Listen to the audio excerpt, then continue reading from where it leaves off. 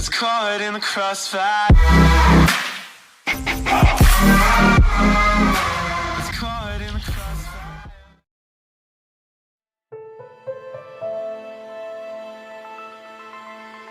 2019 is going to be an open year for the world, get it? Hi folks, it's Falcon, and today on GameRanks, the top 10 open world games of 2019. Number 10 is Atomic Heart, a wildly inventive looking game that looks equal parts BioShock, Fallout, and hey, let's exist in the Soviet Union. In fact, the story takes place specifically in an alternate history Soviet Union in which technological revolutions have already taken place. The open world this exists in appears to look nothing like anything else on the market. And that alone should be enough, I think, to get anybody interested in this game. But the idea of an exaggerated weirdness based on the real-life secrecy of the actual scientific juggernaut that was inside the Soviet Union, I think makes for historical fiction that is possibly more interesting than anything else we've looked at that could somehow be placed in a similar category. It's a world that could not only say something about the past, but perhaps our own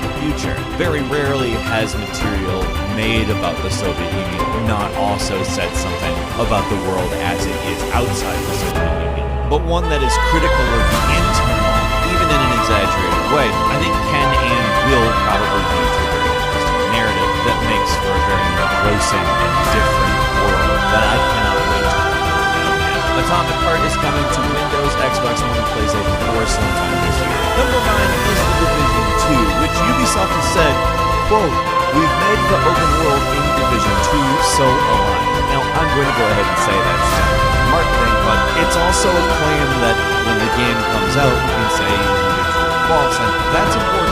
Ubisoft went on to say both enemy factions and the civilians will be out targeting different tactical locations, resources, acting on needs and goals. They really want to focus on making the open world feel kind of like a war zone rather than a place where you do objectives. Of course, that means a more unpredictable aspect to the way things work. And they said running around the city is really interesting because you don't know what's going to happen around the next corner, and your actions helping the civilians in the world you'll see translate into them becoming more capable, but also their homes will become more fortresses.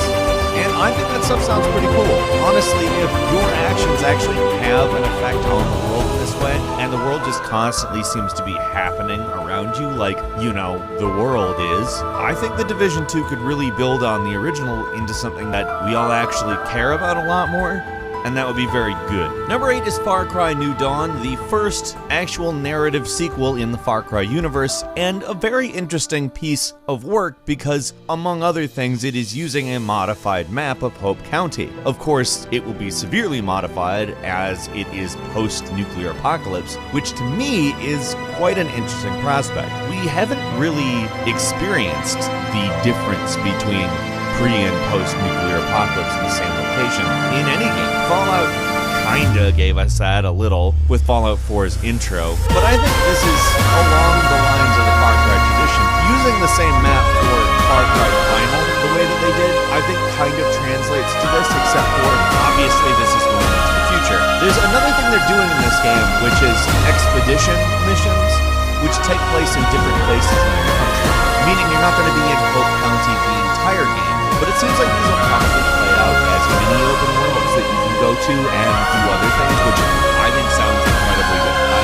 really enjoy it. Number 7 is Rage 2, which is very interesting on account. The developers have said it's going to be a lot more open world than the original Rage, which is an open world game. It is, however, developed not like an open world game. It's a very linear game that doesn't really take advantage of the open world in the way that it could. I mean, in a lot of ways, it is a quality game, but just never went far enough in any direction, I think. Which is funny, because the open world in the game is primarily about traveling around. Avalanche is developing this sequel, so I think we all know exactly how that turns out. They're a very good developer when it comes to open world. They are phenomenal at building sandboxes and setting you free in them with lots of tools to cause havoc. And it looks very much like Rage 2 is going to be a lot like that. Number 6 is Days Gone, which actually looks to separate itself pretty significantly. It doesn't want to dizzy you with an absolute ton of side quests and activities, instead giving you gameplay loops and things that you can just engage in, but keeping the actual narrative basically on a single path. They've also given you a motorcycle, which they've promised is a big part of the game. And by that I mean you're going to have to take care of it. You're going to have to park it, hide it, save it, and you can't like whistle to have the horse just come towards you. Wherever the bike is, that's where it is. You run out of fuel, you're gonna need to get some fuel and bring it back. It's not messing around. And neither are the hordes. The hordes literally just exist on the game map, and when you see a horde, you will have to deal with them in a lot of different ways. They aren't like scripted encounters, they just are on the open world, meaning you'll be dealing with the open world in a lot of variable ways. And that sounds really cool because these encounters look amazing. And obviously there will be scripted ones, but to have them just kind of possible at any time is going to give a nice feel. Also, no loading screen, so that's good. Number 5 is Anthem, which is boasting a quote-unquote completely seamless open world. Now, they're certainly not the first to do it. BioWare is going to be loading and unloading stuff just on a constant basis, so you can continually travel in any direction and never see a load screen. That's, of course, a very good thing, but what's cool to hear is they're talking about how this open world will gradually expand over time. Also, you'll see things like these storms they've talked about, called Shaper Storms, which are supposedly world-altering. So I have a feeling some of the stuff we've seen in, say, Fortnite seasons that just utterly changes the world itself is something we might also be seeing in Anthem, albeit with a completely different style of gameplay. I think that's very cool. I have pretty high hopes for this, actually. I acknowledge it may be Electronic Arts, but I mean, if it's not, that would be great. Number 4 is Crackdown 3, which is actually coming out, which is astounding. However, the thing that we have to talk about is the open world. One of the big things this game has been touted for is the cloud destruction elements, which exist only in the multiplayer world. The single-player world is about saving the city, and they thought, it might not be great to have the entire thing fully destructible. But keeping that in mind, when you're playing in multiplayer, it's a big world that you can destroy all of. And that's it. That's the full reason to buy the game. I'm sure the single-player campaign is going to be great. I'm going to play it. I'll go through the whole thing. There's no reason not to. It seems like it's going to be a good campaign, but I want to level a city too. I think both approaches are probably relevant to their specific mode, and I'm very interested in both, but I'm really interested in destroying the city. Number 3 is Dying Light 2, which the open world is meant to really be part of the gameplay in a way that I think a lot of open worlds look at it as a location. We talked kind of about what a sort of unfolding world might be like when we were talking about Division 2, but Dying Light 2 has really set out a specific vision for what that might look like. The idea is to have an adaptive narrative where all of the things that you do completely change what actions, locations, how everything is in the game. You could blow something up and it would just change how a society works, for instance. The idea is to make an open world with consequences, which is, in my opinion, a very interesting idea. Again, if they can deliver on it. Like I said with the Division 2, if they can deliver on it is a big deal. Simply saying the world is very interactive doesn't mean it is, and this is all obviously marketing for these games, but I mean, if you look at what we've seen of Dying Light 2, it is very cool looking.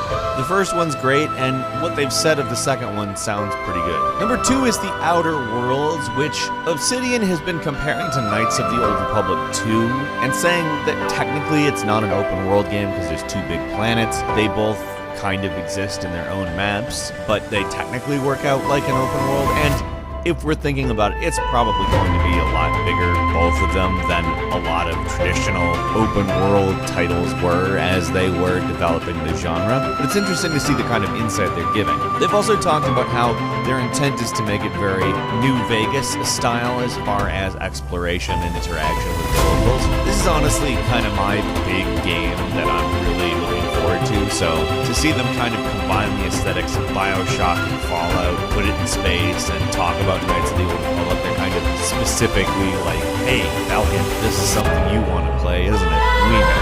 And number 1 is, of course, Cyberpunk 2077, what looks to be the biggest open world game possibly at all, in terms of attention it will get.